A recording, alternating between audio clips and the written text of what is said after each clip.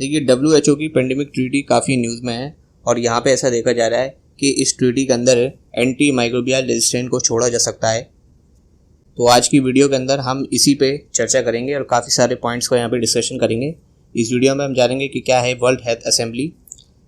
इसके बाद EMR पे डिस्कशन करेंगे, एंटी माइक्रोबियल रेजिस्टेंस, जो इस ट्रीटी के अंदर कवर नहीं करा जा रहा है, ऐसा यहाँ पे आशंका है। इसके अलावा पेंडेमिक वर्सेस एंडेमिक जानेंगे कि पेंडेमिक क्या होता है और एंडेमिक क्या होता है, और यहाँ पे एक चीज़ और देखेंगे, एपिडेमिक्स। इन तीनों के बीच में यहाँ पे डिफरेंसेस भी देखेंगे। इसके अलावा जीरो ड्राफ्ट, यानी कि जो पेंडेमिक ट्रीटी का ड्राफ्ट है जो अभी नेगोशिएशन में है WHO में, उसके ऊपर डिस्कशन करेंगे कंप्लीट। देखिए मेंस के लिए यहाँ पे क्या इंपॉर्टेंट है, तो यहाँ पर काफ़ी सारी कॉल्स करी गई हैं जीरो ड्राफ्ट ट्रीटी के अंदर, तो उसके बारे में जानेंगे। इसके अलावा जीरो ड्राफ्ट ट्रीटी के प्रिंसिपल जानेंगे, और इस ट्रीटी के अंदर काफ़ी सारी बॉडी को एस्टैब्लिशमेंट करने की बात करी गई है, तो वो भी सब यहाँ पे हम डिस्कशन करेंगे। इसके अलावा एक प्रीवियस ईयर क्वेश्चन भी देखेंगे जो AMR से संबंधित है, एंटी माइक्रोबियल रेजिस्टेंस है, और यहाँ पे PABS, pathogen access and benefit sharing system जो है, इसके बारे में भी यहाँ पे जानेंगे। और इसके अलावा IHAR, यानी कि अभी जो ट्रीटी नेगोशिएशन हो रही है पेंडेमिक ट्रीटी, इससे पहले WHO के अंदर एग्जिस्टिंग मैकेनिज्म क्या था, जिसको IHR बोलते हैं, तो इसके बारे में भी इस वीडियो में डिस्कशन करेंगे। तो चलिए वीडियो को स्टार्ट करते हैं। तो ड्राफ्ट पेंडेमिक ट्रीटी अभी नेगोशिएशन के अंदर है WHO में। ये एक इंटरनेशनल एग्रीमेंट है जो ग्लोबल हेल्थ इमरजेंसी को प्रिवेंट करने के लिए है, सारे देशों को उसको प्रिपेयर करने के लिए, कि सारे देश उसको काउंटर करने के लिए प्रिपेयर हों। इसके अलावा जो देश हैं वो उसे रिस्पॉन्ड करें अगर कोई भी in future global health emergency निकलती है या कोई पेंडेमिक क्रिएट होता है वर्ल्ड के लेवल पर। ये ट्रीटी जो है वो अभी नेगोशिएटेड करी जा रही है WHO के अंदर और उसके मेंबर स्टेट्स के अंदर। ये स्ट्रेंथ करेगी ग्लोबल कॉपरेशन को, यानी कि सभी कंट्रीज़ के बीच में कॉपरेशन क्रिएट हो कि वो अगर in future global health emergency होती है तो यहाँ पर वो एक दूसरे के लिए कॉपरेशन करें।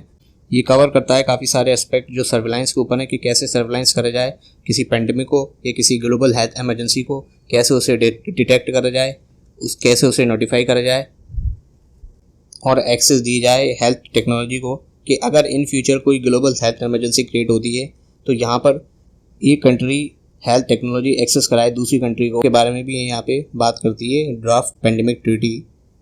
ये ट्रीटी काफ़ी सारे प्रिंसिपल पे बल देती है, या उन प्रिंसिपल पे ये बेस है, ह्यूमन राइट्स पे, इक्विटी पे और सॉलिडेरिटी पे, यानी कि एक कंट्री दूसरी कंट्री से कॉपरेशन करें जब इस तरह की हेल्थ इमरजेंसी क्रिएट हो या पेंडेमिक क्रिएट हो। दूसरा यहाँ पे इक्विटी पे बात करता है कि जितने भी हेल्थ वर्कर्स हैं, चाहे वो मेल हो या फीमेल हो, दोनों को इक्वल पे दिया जाए। ऐसा नहीं है कि मेल को ज़्यादा पे दिया जाए और वुमेन को कम पे दिया जाए। इसके अलावा ये ह्यूमन राइट का इंश्योर करती है और इसी प्रिंसिपल के बेस पर ट्रीटी को तैयार करा गया है। रिस्पेक्ट करती है एक दूसरी कंट्री के सॉवरेनिटी राइट, कि हर कंट्रीज़ के पास अपना सॉवरेनिटी राइट है, अपना अधिकार है कि वो अपनी पॉलिसी फ्रेम कर सकता है, अपनी हेल्थ पॉलिसी फ्रेम कर सकता है। यानी कि कोई अगर WHO का मेंबर है तो वो अपनी पॉलिसी बना सकता है। जैसे फॉर एग्जांपल के लिए इंडिया, तो इंडिया अपनी हेल्थ पॉलिसी बना सकता है। जैसे इंडिया के अंदर नेशनल हेल्थ पॉलिसी है 2017 की, तो ये रिस्पेक्ट करती है ईच स्टेट्स को कि उसके पास सॉवरेनिटी राइट है कि वो डिटरमाइन कर सकता है अपनी हेल्थ पॉलिसी को। ये ट्रीटी एस्टैब्लिश करती है एक ग्लोबल हेल्थ थ्रेट काउंसिल को, एक ग्लोबल हेल्थ थ्रेट फंड को, जो पेंडेमिक आए तो उसको कैसे डील करा जाए उसके लिए फाइनेंशियल सपोर्ट दे, और एक इंडिपेंडेंट रिव्यू मैकेनिज्म यहाँ पे सेट करती है कि कोई भी अगर डिसीजन ले लिया जाए तो उसे रिव्यू कर सकती है, और एक इवैल्यूएशन मैकेनिज्म भी यहाँ पे सेट करती है। तो ये चार चीज़ें यहाँ पे सेट करती है, तो ग्लोबल हेल्थ थ्रेट काउंसिल, एक ग्लोबल हेल्थ थ्रेट फंड, एक इंडिपेंडेंट रिव्यू और एक evaluation mechanism. This draft a response to the lesson which are learn from COVID pandemics. और ये जो ड्राफ्ट है वो एक रिस्पॉन्स की तरह देखा जाता है कि जो लेसन हमने लर्न करा कोविड से, उस लेसन को सीखने के बाद इस ट्रीटी को यहाँ पे तैयार करा गया है। ये ड्राफ्ट कॉल करता है कि ग्लोबल कोऑर्डिनेशन बढ़े कंट्रीज़ के बीच में, कि जो सारी कंट्रीज़ हैं वो कैसे प्रिपेयर हो सकें किसी भी ग्लोबल हेल्थ इमरजेंसी के लिए, और उसको रिस्पॉन्स करने के लिए कि अगर इन फ्यूचर कोई ग्लोबल हेल्थ इमरजेंसी क्रिएट होती है तो सारी कंट्रीज़ कैसे उसके लिए प्रिपेयर होंगी। इसके लिए कोऑर्डिनेशन करें सब कंट्री, और इसकी रिस्पॉन्स के लिए कोऑर्डिनेशन करें कि कैसे वो उसको रिस्पॉन्स करें अगर फ्यूचर पेंडेमिक क्रिएट होता है यहाँ पर। दूसरा ये स्ट्रेंथ करती है हेल्थ सिस्टम्स को सारी कंट्रीज़ के बीच में, यानी कि जितने भी देश हैं, जितने भी मेंबर स्टेट्स हैं, उनका जो हेल्थ सिस्टम है उसको ये मजबूत करने के लिए कॉल करती है। और पार्टिकुलरली यहाँ पे ये ध्यान देती है लो एंड मिडिल इनकम कंट्रीज़ को, यानी कि ऐसी कंट्रीज़ की जिनकी पर कैपिटा इनकम जो है वो काफ़ी कम है। इसमें मोस्टली कैरिबियन आइलैंड्स की कंट्रीज आती हैं और नॉर्थ अफ्रीका की कंट्रीज आती हैं, माली, चड, सूडान एक्सेट्रा। और यहाँ पे ये ट्रीटी कहती है कि जो एक्सेस जो है एसेंशियल हेल्थ टेक्नोलॉजीज़ की एक कंट्री से दूसरी कंट्रीज़ के बीच में उसको काफ़ी मजबूत करा जाए। यानी कि एक कंट्रीज़ के पास अगर वैक्सीन अवेलेबल है या ट्रीटमेंट अवेलेबल है तो एक जो कंट्री है वो बी कंट्री को यहाँ पे इसको एक्सेस दे और इसकी एक्सेस को इम्प्रूव करा जाए। और ये कब करा जाए? तो during the period of pandemic और अदर ग्लोबल हेल्थ इमरजेंसी। और इस ट्रीटी में कहा गया है कि हेल्थ टेक्नोलॉजीज़ के अंदर इन्वेस्टमेंट बढ़ाई जाए, इसके रिसर्च और डेवलपमेंट में इन्वेस्टमेंट बढ़ाई जाए।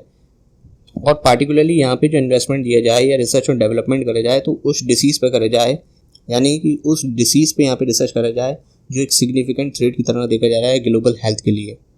It's call to increase transparency and sharing information about pandemic and global health emergency including data to the spread of disease. ये ट्रीटी कहती है कि भाई ट्रांसपेरेंसी बढ़ाई जाए, इन्फॉर्मेशन शेयरिंग बढ़ाई जाए। अगर कोई पेंडेमिक आया है उस पेंडेमिक पे या कोई ग्लोबल हेल्थ इमरजेंसी क्रिएट हुई है तो उस पर यहाँ पे शेयरिंग करी जाए इन्फॉर्मेशन। एक कंट्री दूसरी कंट्री को इन्फॉर्मेशन शेयर करे। फॉर एग्जांपल के लिए अगर चाइना के अंदर कोविड आया है तो चाइना जो है वो पूरी कंट्रीज़ को इन्फॉर्मेशन शेयर करे कि देखिए मेरे यहाँ ये पेंडेमिक क्रिएट हुआ है या कोई ग्लोबल हेल्थ इमरजेंसी चल रही है। ऐसा नहीं है कि यहाँ पे डेटा को सप्रेस करा जाए, जैसे कि चाइना को एलिगेशंस लगाए गए थे जब कोविड आया था कि चाइना ने डेटा शेयर नहीं करा कोविड के ऊपर। तो ये यहाँ पर इंश्योर करती है कि भाई ट्रांसपेरेंसी बढ़ाई जाए on the sharing of informations during the pandemic and global health emergency. ये एम्पावर करती है सारे हेल्थ केयर वर्कर्स को, चाहे वो मेल हो चाहे वो वुमेन हो, कि उनको जो है जो पे दिया जाए वो इक्वल हो। ऐसा नहीं है कि मैन को पे यहाँ पे ज़्यादा दिया जाए वुमेन के कंपेयर में। और यहाँ पे ये बल देता है कि वुमेन जो हैं वो लीडरशिप रोल यहाँ पे अडॉप्ट करें हेल्थ सेक्टर के अंदर, यानी कि हेल्थ सेक्टर्स में जो वुमेन है वो ज़्यादातर लीडर यहाँ पे बने। ये इस पर भी बल देती है ट्रीटी। अब पढ़ते हैं PABS के बारे में, जिसको pathogen access and benefit sharing system कहते हैं। देखिए पैथोजन पे माइक्रोब्स आते हैं, माइक्रोब्स के अंदर वायरस, बैक्टीरिया, फंजाई, ये सारी चीज़ें मौजूद हैं। तो PABS जो है ये जो सिस्टम है इसको बनाया गया है अंडर WHO। ये जितने भी पैथोजन्स हैं उनकी जीनोमिक सीक्वेंसिंग करता है। जीनोमिक सीक्वेंसिंग का यहाँ पे मतलब है कि जो भी इनके जेनेटिक मटेरियल्स हैं उनको ये डिसाइफर करता है, उनको पढ़ता है। अब जेनेटिक मटेरियल के अंदर DNA भी आ गया, RNA भी आ गया, ये सारी चीज़ें जेनेटिक मटेरियल में आती हैं। तो जो भी पैथोजन्स हैं उनके DNA को, उनके RNA को यहाँ पे डिसाइफर करा जाता है PABS सिस्टम के अंदर, जिससे जो डेटा है वो यहाँ पे एक कंट्री से दूसरी कंट्रीज़ के बीच में शेयर करा जाए। और PABS जो सिस्टम है वो यहाँ पर इंश्योर करता है कि इक्विटेबल शेयरिंग हो पैथोजन्स की और उनके जेनेटिक रिसोर्सेज की जब भी रिसर्च और डेवलपमेंट करे जा रहे हो किसी नई मेडिसिन पे या किसी नई वैक्सीन पे।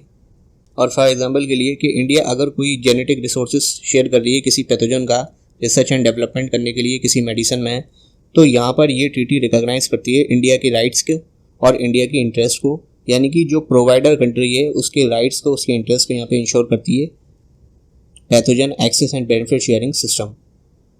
देखिए AMR जो है वो क्यों ज़रूरी है पेंडेमिक ट्रीटी में। अभी ऐसा देखा जा रहा है कि जो AMR है उसको लीव आउट कर दिया जा सकता है ट्रीटी के अंदर जो पेंडेमिक ट्रीटी है। तो एंटी माइक्रोबियल रेजिस्टेंस ऐसे इन्फेक्शंस होते हैं जो माइक्रोब्स की वजह से होते हैं, यानी कि जो बैक्टीरिया, फंजाई, वायरस, पैरासाइट्स की वजह से होते हैं, जो बॉडी में जब हम दवा खाते हैं, जब कोई मेडिसिन लेते हैं तो उससे रेजिस्ट करते हैं और एक रेजिस्टेंस पैदा करते हैं। ग्लोबल लेवल पर अगर 8 डेथ्स हो रही हैं, 8 लोग मर रहे हैं, तो उन 8 लोग में से 1 लोग जो हैं वो यहाँ पे बैक्टीरिया इन्फेक्शन की वजह से मर रहे हैं। तो इसी वजह से जो AMR है वो हमारे लिए काफ़ी क्रूशियल हो जाता है, काफ़ी इंपॉर्टेंट हो जाता है कि जो पेंडेमिक ट्रीटी है उसके अंदर AMR कवर हो। और एक और बात यहाँ पे नोट करने के लिए कि जो पेंडेमिक जो है वो केवल वायरसेस से नहीं फैलते बल्कि बैक्टीरिया से भी फैल सकते हैं। याद रखना कि ऐसा नहीं है कि कोविड आया तो कोविड वायरस की वजह से आया और पेंडेमिक बना, ये बैक्टीरिया की वजह से भी हो सकता है, जैसे कि बुलबोनिक प्लेग एक एग्जाम्पल है। देखिए एंडेमिक हो या आउटब्रेक हो या एपिडेमिक्स हो या पेंडेमिक्स हो, इन सब में डिसीजेज आते हैं। बस ये डिसीजेस के डिस्ट्रीब्यूशंस में बेसिकली यहाँ पे डिफरेंस है जिसकी वजह से इनका नाम चेंज हो जाता है। जैसे यहाँ पे लिखा है एंडेमिक, तो कोई ऐसा डिसीज जो किसी पर्टिकुलर एरिया के अंदर फैला है बस। और जब यहाँ पे इसके जो केस हैं वो एंटिसिपेशन से ज़्यादा देखे जा रहे हैं, यानी कि जितनी भविष्यवाणी करी थी उससे ज़्यादा यहाँ पे केस पाए जा रहे हैं, तो इस कंडीशन को यहाँ पे कहा जाएगा आउटब्रेक। और जब आउटब्रेक के अंदर भी बहुत ज़्यादा केस देखे गए और ये किसी पूरी कंट्रीज़ के अंदर फैल गए और बड़ी पॉपुलेशन के अंदर फैल गए तो उसे बोला जाएगा एपिडेमिक्स। और एपिडेमिक्स ही तब्दील हो सकता है पेंडेमिक्स में जब ये एक कंट्री से दूसरी कंट्री या मल्टीपल कंट्रीज में फैल जाए, जिसको हम पेंडेमिक कहते हैं।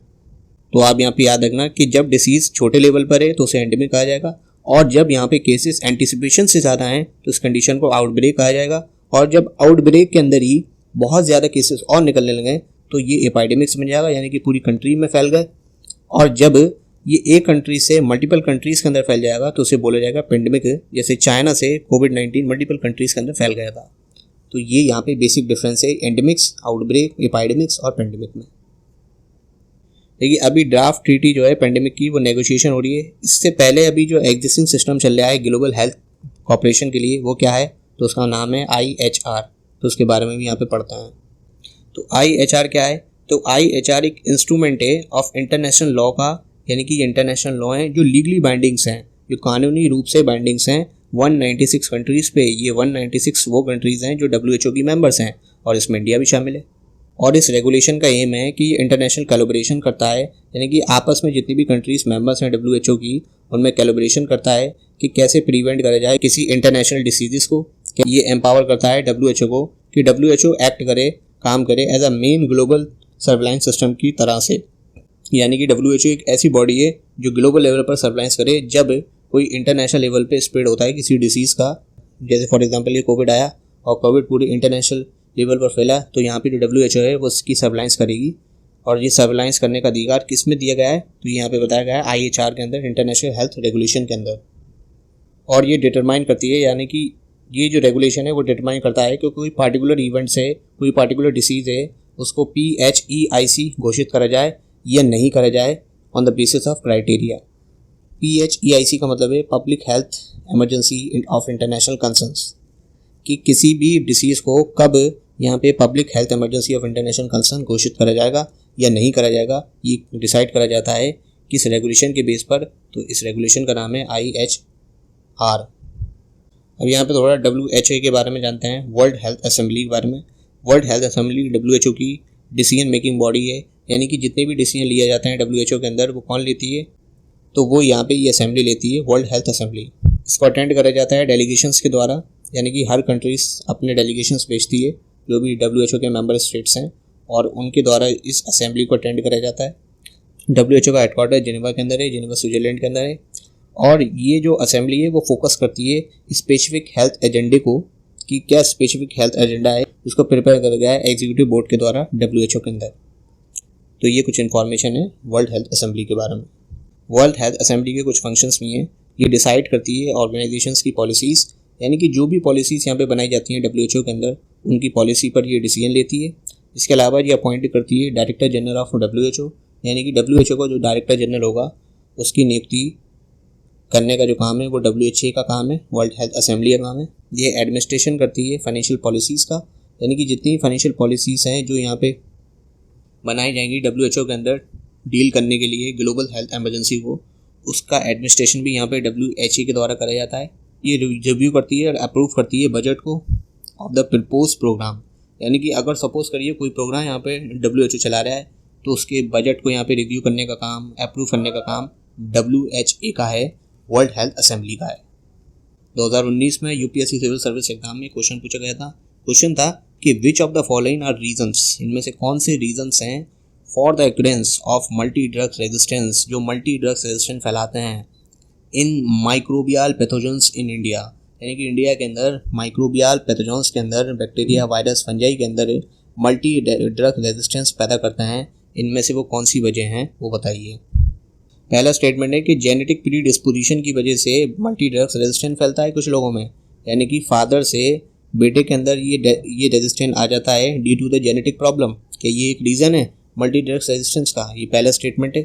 दूसरा स्टेटमेंट यहाँ पे कह रहा है कि अगर इंसान इनकरेक्ट डोसेस लेता है, यानी कि जो खुराक है वो सही तरीके से नहीं लेता एंटीबायोटिक्स की। तीसरा यहाँ पे कह रहा है कि एंटीबायोटिक्स का इस्तेमाल करना लिवस्टॉक की फार्मिंग में ये कारण बनता है मल्टी ड्रग्स रेजिस्टेंस का पैथोजेंस के अंदर।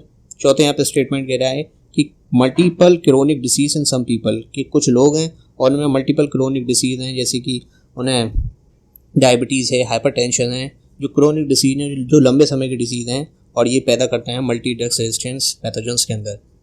तो पहला वाला स्टेटमेंट है वो तो गलती है, क्योंकि जेनेटिक प्रीडिस्पोजिशन से मल्टी ड्रग्स रेजिस्टेंस नहीं हो सकता। तो ये वाला स्टेटमेंट तो गलत है। हाँ, इनकरेक्ट डोसेस लेना किसी एंटीबायोटिक्स की, तो ये यहाँ पे रीज़न सही है। थर्ड वाला भी सही है कि एंटीबायोटिक्स अगर लिव स्टॉर्म फार्मिंग के अंदर हम यूज़ करेंगे तो ये भी मल्टीरेक्स रेजिस्टेंस के लिए रिस्पॉन्सिबल है। तो ये 2 स्टेटमेंट सही हैं। और फोर्थ वाला जो स्टेटमेंट है वो भी गलत है। तो यहाँ पे जो सही आंसर है वो है 2 और 3।